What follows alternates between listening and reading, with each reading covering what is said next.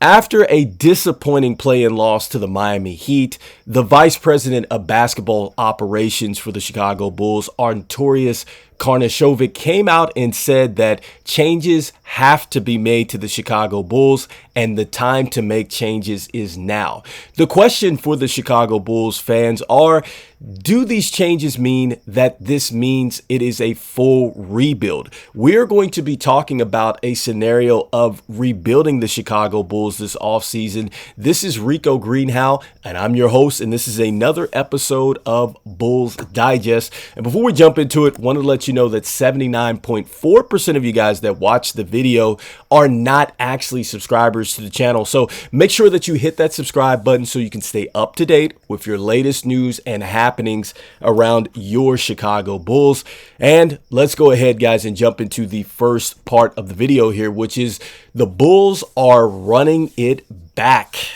All right, guys. So as painful as it is to say that, I believe the Chicago Bulls are headed to a running it back situation. Why do I say this? Okay, so Arturas Karnisovas has really wanted to stay stead on this group. He doesn't want to move into a rebuild situation, and he continues to use the words like competitive, and he's not willing to pretty much all out say that this roster is defeated and it needs to be completely torn down. To really look at the state of the Bulls, we're going to look into an article which I think was done beautifully here. This was done by Will Gofflet here, who used to actually, I believe, write for Bleacher Report and The Athletic. You can find him on the podcast CHGO. Terrific podcast, guys. And so we're going to be paraphrasing a lot of this, and this is going into a lot of the situations that are surrounding the Chicago Bulls. Mainly, we're going to be talking about the free agency. We're going to be talking about what's going on with Lonzo Ball, and we're going to be talking about some dates that really are going to essentially show us where we are headed as a franchise here. So let's go ahead and jump into that. And so once again, you can find this, guys, on CHGO here. It's a guide to the Chicago Bulls 24-25 offseason. I think this is a terrific read if you want to see what the state of the franchise is. And so the first bit of information that is super important about this, guys, is that, part of the reason Karnisovas set the stage for change was because the Bulls failed to make the playoffs in consecutive seasons, and the underlining element is the cap sheet.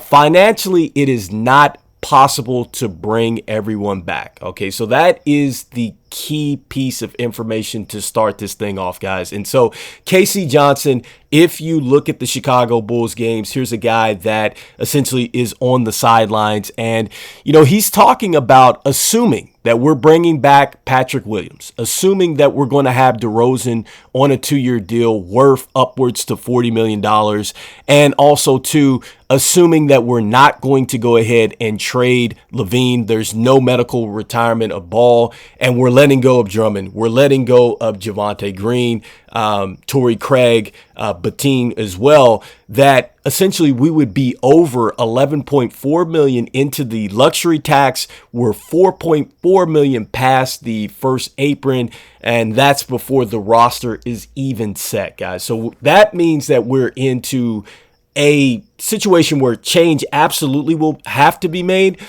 But for us to go further than we've ever gone before, we're going to have to take massive changes to move past that. And so after we're looking at the financials and where we are right now, guys, next up, that really brings into the first part of this thing, which is our free agency. Okay, so DeMar DeRozan, he's obviously up for an extension until June 30th. He's already said that he wants to come back to the Bulls. We've offered him, I think, 2 years worth $40 million, and I believe he's looking for either some more years on that deal. I think that would probably go ahead, and he would probably want to go ahead and ink that deal. That's going to be a tough situation. Patrick Williams, he's a restricted free agent, and if we didn't go ahead and work out a new deal for him. I believe that he would be looking at right around like $12.7 million is his qualifying offer, if I'm not mistaken. Andre Drummond simply outplayed the contract that we signed him for, guys. And though we would love to have him back, I think that he was arguably probably better than Vooch was. It looks like that he is probably going to sign for some bigger money somewhere else. Javonte Green is a guy that I think the Chicago Bulls would want to have back. I think as fans, if you interview them, probably I'd say upward to 60 to 70% of people probably want Javonte Green back. And the sad thing about it is he's only 6'4", but he played bigger than Vooch. So you definitely would want that back. Torrey Craig, I'm thinking that this is going to be a lot like a Derrick Jones Jr. situation. I think that at this point in his career, he's probably thinking that he could go somewhere where he can affect the team, perhaps and be in that situation like Derrick Jones Jr. That's a tough situation to talk about because he was with the Chicago Bulls, but I think that that might be the better situation for him.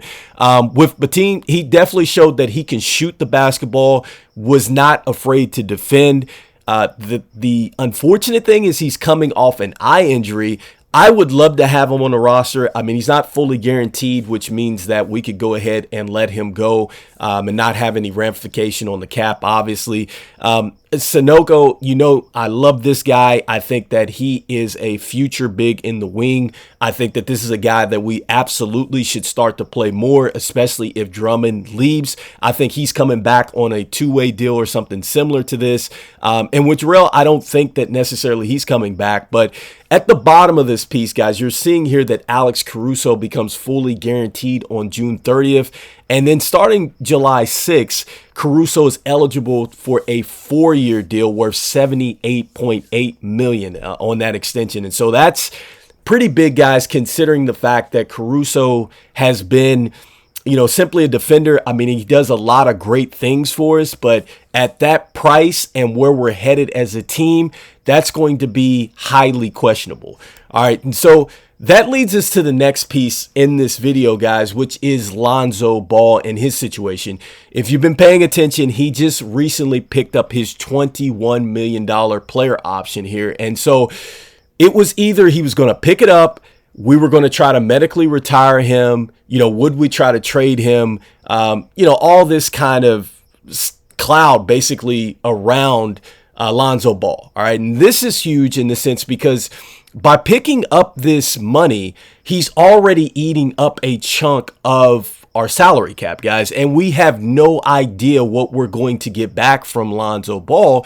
And I've said several times on this channel, I do not believe that Lonzo Ball is going to be the same player that he was before. So I think that even at that $21 million price tag, I think we're overpaying for that. All right. Now, the big issue here is that we could possibly go ahead and fight for the medical retirement situation. And it talks about this a bit here in the article, and that's independent doctors that deem his injury is career ending. The issue that we're going to have with that, guys, is that he's doing everything right. He's running, he's jumping, he's showing videos out here. What his dad said matches up with what our coach is saying. It matches up with what our VP is saying as well. And for us to try to stop him from a comeback, we're going to run into a situation like he's going to go to the player union and they would fight us on the sense of we're trying to medically retire him. And so I don't think that we're going to be able to necessarily get away with that. And I think that Lonzo's doing literally everything he can do to be on the court. And I think he's going to get there. I just don't know what type of player we're going to get. Now, the one thing that I love about this article is they explore a hypothetical that we could do. And that would mean a waive and stretch if you're looking at this on the screen. And what that means, guys, is that we would waive Lonzo, but we have to pay twice the years remaining on the deal. So that means that we're going to get a hit in the cap for $7.1 million in each of the next 3 seasons. All right. So if the Bulls waive and stretch Ball, they would be 2.85 below the luxury tax with only 12 roster spots filled. That's not enough room to really fill the full roster, let alone make significant changes to really upgrade. All right. And so that's just a piece here. So what the main domino to go along with this is that in scenario 1, right, and what we would be doing and changes made, it really falls on what we're going to do with Lavine. All right. And that's essentially in every situation. But this situation is geared around the fact that we would keep DeMar DeRozan. And if you've been, listening to the channel, you've been following, I've been an advocate of keeping DeMar, but it has to be on the right price and it has to be with the right amount of years. Because if you're paying attention to what happened to Vooch, if we go with a huge amount of years and we go with overpaying DeMar, what if DeMar takes a drastic downcline in his career? Then we're locked into another bad contract, guys, for an older player in which nobody is going to want at this point in time. You know what I mean? And already DeMar DeRozan is an okay defender. He's not a bad defender. He is I think a terrific mid-range shooter, but he's not going to be a three-point shooter as well. And I'm thinking that as he basically goes downward in his career and he loses a bit of what he has now, he's probably projected to be at best a 6th man. Like Vooch is a backup center at this point, and I think DeRozan would be a 6th man coming off the bench. And so for how much we would pay for that, we would literally be overpaying, and that would set the franchise back here. So we would have to move Lavine, we would have to waive Ball, and that would put us in a situation where essentially by doing this, nearly $46 million below the tax with $14.8 million in cap space, that would allow us the ability to sign a pair of mid-tier players using their cap space and mid-level exceptions. So we'd be able to kind of fill out the roster a little bit better. But the issue with a Lavine trade at this point in time, guys, is that he's been injured. He's taken a decline, and he's still owed $138 million, I believe, roughly for 3 seasons. And if you're looking here, nobody is really going to be able to absorb that contract in this situation. And it looks like to get rid of him, we're going to have to basically attach some assets to him, which I think the Chicago Bulls would not want to do, because that's going to hurt us later on, as far as giving up some of our youth or some of our draft picks or whatever that looks like. That's going to hurt us further on when we have to maybe tear down the whole thing. All right. So next, that leads us into the next scenario, which is a bit drastic, and it also too might be necessary, guys, and it might be a full rebuild. All right. That means that I think that we're going to have to probably let DeMar DeRozan go in this situation. If not, we're going to be in a situation where, say, if Patrick Williams, if we were to offer him the qualifying deal and then we get outbidded, we may not even have enough money to go and keep Patrick Williams because we have so much cap really strapped up. And the thing about us that we're running into is that the timelines are really bad. When you look at that last piece, because we're going to run into free agency and because we have so many unsolved pieces and really we haven't moved Lavine's money off the books, like we can't even think about signing DeMar until we move away from Lavine, and like Lavine's contract situation hurts us for Patrick Williams. And I'm not a huge believer in Patrick Williams, but guys, for us to give up on a young asset that was the 4th pick overall and really lose him probably, I'm not going to say next to nothing. I don't know if he's worth the $20 million price tag that he wants, but guys, if he turns into, say, a 15-point scorer a game and he's able to be serviceable still on the defensive end, which he has been, and he turns into a better rebounder, we would severely lose in that deal by essentially because we've locked money up into some bad situations, we would lose out on young talent. And I'm not sure that we can afford to do this. A full rebuild would mean that everybody would have to go. We're talking about Lavine, Vooch, DeRozan, even Caruso would have to go, all right, to get some assets. And an extreme one in this article, it's saying that even Kobe White and Nasumu would have to go because we would want to make sure that we maximize assets getting back. And that would mean that you would have to, sell now so you could get the highest value back because you're not sure, what the value is going to look like later. So that's what a full rebuild is looking like, guys. And so, the question was, were we going to run it back? And I'm thinking that if you're committing to DeMar DeRozan already, you've committed to the coach already, you know that Vooch, you've already signed him. The only piece that you're looking to move is Lavine. You've already said that you're going to wait and see for Lavine. This looks like this is we're running it back kind of situation, guys. And so, the Bulls are absolutely, I think, running it back in this situation. And I think that the best thing to do for us is to try to find a way to just rip the Band-Aid off and rebuild around Kobe White and Dosunmu. So that would mean that we're going to go into scenario 2, and we're going to have to, I'd say our best case scenario is if we reach a situation that, if you remember when we had Derrick Rose and, we eventually went ahead and we drafted Ben Gordon, we got Luol Deng over there. Like, I'm talking about the year before that, or 2 or 3 years before that. That would be our best case scenario in a rebuild situation. It would be a terrible situation if we have to go back to the years of like 1999 when we have like Ron Mercer, Brad Miller. We had like a young Jamal Crawford. Like, it was terrible. I hope we don't go back to that, guys. But I'm thinking that that's the only thing that's really going to push us forward. And unfortunately, guys, our GM is not willing to push forward. Like, he wants to still be competitive. So I want to really drive that point home. And here's a scenario for you guys.